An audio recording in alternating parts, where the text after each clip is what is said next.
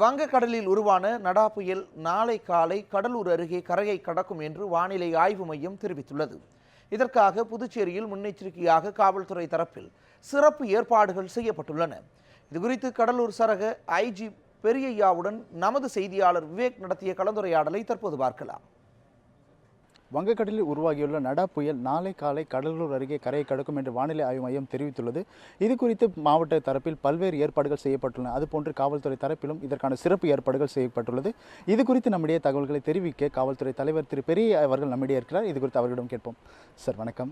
இந்த மாதிரி நடா புயல் கடலூர் அருகே தான் கரை கடக்கு அப்படின்னு சொல்லிட்டு வானிலை மையம் தெரிவித்திருக்கு. காவல்துறை தரப்பில் இதற்கான என்னென்ன ஏற்பாடுகள் செய்யப்பட்டிருக்கு சார்? வானிலை மையம் கொடுத்த முன்னெச்சரிக்கை நடவடிக்கைப்படி கடலூர் மாவட்டத்தில் நம்ம எஸ்பி, கலெக்டர் அண்ட் டிஐஜி அந்த டீம் எல்லாம் மிக சிறப்பான முன்னேற்பாடுகள் செஞ்சுருக்காங்க. இதுக்கு முன்னாடியே நாங்கள் ஒரு மீட்டிங்கெல்லாம் போட்டிருந்தோம். ஹெட் குவார்ட்டர்ஸ்லேருந்து எங்களுக்கு கொடுக்கப்பட்ட அறிவுரைகளின்படி அனைத்து முன்னெச்சரிக்கை நடவடிக்கைகளும் கிட்டத்தட்ட ஒரு 49 கிராமங்கள் கடலோர கிராமங்களாக, அந்த கடலோர பாதிப்புக்கு உரிய கிராமங்களாக கண்டறியப்பட்டுள்ளது.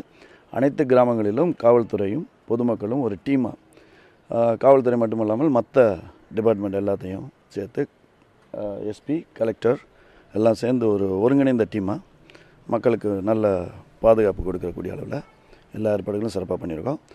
குறிப்பாக இது எஸ்டிஆர்எஃப்னு சொல்லக்கூடிய நம்ம ஆப்ரேஷன்ஸ் போலீஸ் ஹெட் குவார்ட்டர்ஸ்லேருந்து ட்ரைனிங் கொடுத்து 70 பேர் சமீபத்தில் ட்ரைனிங் கொடுக்கப்பட்டு அவங்களுக்கு சிறப்பு எக்யூப்மெண்ட்ஸ் எல்லாம் கொடுத்துருக்காங்க. அதனால் அதெல்லாம் இந்த இதில் பயன்படுத்தப்படும். ஸோ சிறந்த முன்னேற்பாடுகள் செய்யப்பட்டுள்ளது. எனவே தக்க நடவடிக்கைகள் எதுவாக இருந்தாலும் ஏற்படுத்தும். சரிங்க சார். அதே போல் கடந்த ஆண்டு பார்த்தீங்கன்னா 102 பேர் மாவட்ட தரப்பில் தெரிவிக்கப்பட்டு உயிரிழந்தாங்க கடந்த பாதிப்பில்.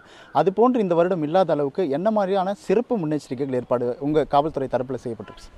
காவல்துறை தரப்பில் இந்த கிராமங்கள் மோஸ்ட் வல்னரபிள் அப்படின்னு கேட்டகரியாக பிரித்து வச்சுருக்கோம். அந்த பகுதிகளில் அந்த ஊர் மக்களுக்கு ஏற்கனவே சென்சிடைசேஷன் ப்ரோக்ராம் எஸ்பி எல்லா இடத்துலையும் நடத்தியிருக்காங்க. பொதுமக்கள் சார்பிலையும் அவங்க வாலண்டியர்ஸ் நிறைய பேருக்கு பயிற்சி கொடுத்துருக்காங்க.